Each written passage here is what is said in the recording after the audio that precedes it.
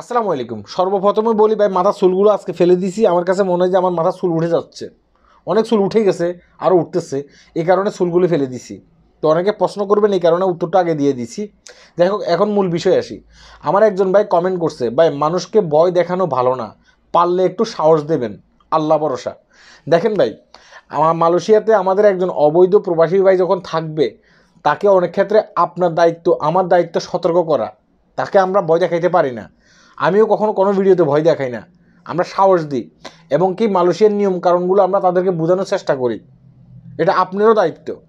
আপনি চিন্তা করেন, 1 তারিখের পর থেকে, গত পরশু 1 তারিখ গেছে না, গতকালকে 1 তারিখ গেছে, আজকে যে 2 তারিখ, আজকে 2 তারিখের ভিতরে মালয়েশিয়াতে কতগুলো জায়গায় অপরিচিতি দিছে, অনেক জায়গায় অপরিচিতি দিছে, তাই না? অনেক মানে অবৈধ প্রবাসীকে গ্রেপ্তার করছে, তার ভিতরে কিন্তু বেশিরভাগ হচ্ছে আমাদের বাংলাদেশি। তো আমি যদি এই সতর্কমূলক কথাগুলো না বলি, আমার বাংলাদেশি ভাইয়েরা কীভাবে সতর্ক হবে? অবশ্যই আমাদেরকে সতর্কমূলক কথা বলতে হবে। আজকে কি আপনারা মালয়েশিয়ান ইমিগ্রেশনের ওয়েবসাইট দেখছিলেন? ভিডিওটি আমি এখানে দিতে পারতেছি না, কেন? কারণ কপিরাইট আসবে। তাদের ওয়েবসাইটে তারা একটা ভিডিও পাবলিশ করছে। তাদের ভিডিওর ভিতরে কী বলছে জানেন? স্থানীয় লোকদের কাছে আহ্বান জানাইছে, যেখানে দেখবেন যে আপনারা অনেক কোলাহল, অনেক মানুষের মানে মানুষ, সেখানে আপনারা কি করবেন? আমাদের কাছে কল করবেন। তাদের একটা কল নাম্বারও দিয়ে দিছে, একটা নাম্বারও দিয়ে দিছে, আমাদের কাছে কল করবেন। মানে ইমিগ্রেশন বলতেছে, কল করলে আমরা সেখানে যাব, সেখানে আমরা অপরিচিতি দেব। স্থানীয় লোকদের কাছে তারা আহ্বান জানাইছে। তাই আমরা এটা বলবো যে, আমি এটা বলবো যে, আপনি যেখানে থাকেন না কেন, আপনি আপনার মানে বজায় রাখবেন। চিন্তা ভাবনা করে আপনি ওখানে থাকবেন। ডাইরেক্ট তো ভিডিওর ভিতরে এগুলো বলতে পারি না। চিন্তা ভাবনা করে আপনি থাকবেন, যেন আপনি সবসময় সতর্ক থাকতে পারেন। আপনি অবৈধ হয়েছেন, তাতে কি হয়েছে? অবৈধ কালকে আমিও হয়ে যেতে পারি। তাই আমি সতর্কমূলক কথা বলি, আমি মানুষকে সাহস দিই, আমি মানুষকে কখনো ভয় দেখাই না।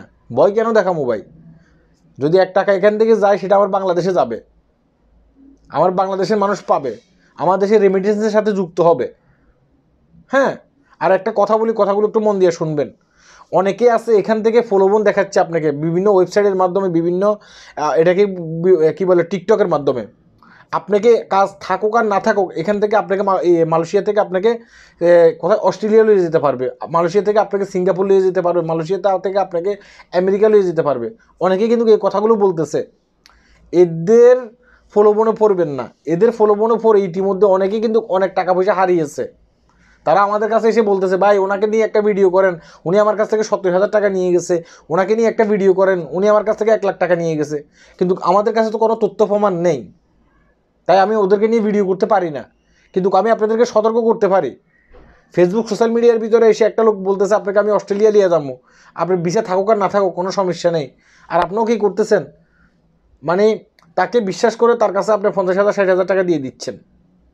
পরবর্তীতে আপনি কী করতেছেন? বিপদে পড়তেছেন। আর আমাদের কাছে এসে বলতেছেন, ভাই ওনাকে নিয়ে একটা ভিডিও বানান।